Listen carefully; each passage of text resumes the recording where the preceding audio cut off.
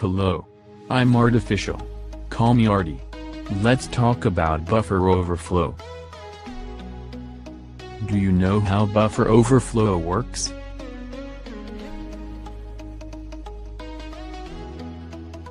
Do you know what is buffer overflow exactly?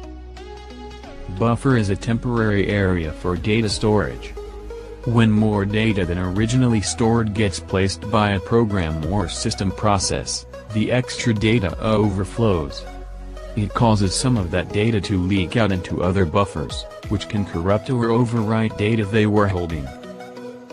In buffer overflow attack, extra data sometimes holds specific instructions for actions intended by a hacker.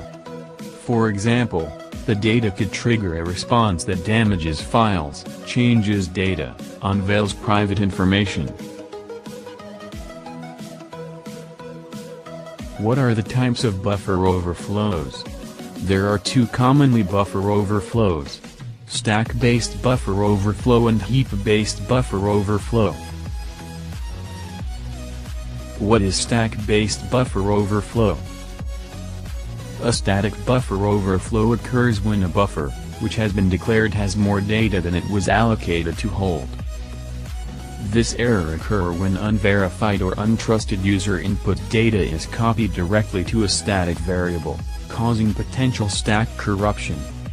Stack buffer overflow, most common type of buffer overflow and exploit, whether local or remote type.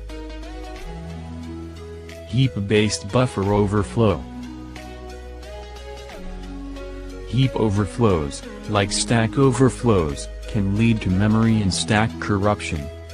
Heap-based buffer overflow can be more difficult to be exploited. Heap overflows require real programming care and able to allow system risks as static buffer overflow. Prevention techniques are static techniques. Compiler modifications. Operating system modifications. Best ways to prevent the exploitation of buffer overflow vulnerabilities is to detect and eliminate them from the source code before the software is put into use.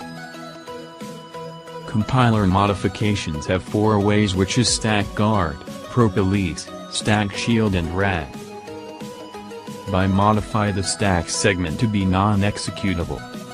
This prevents an attacker from directing control to code they have uploaded into the stack.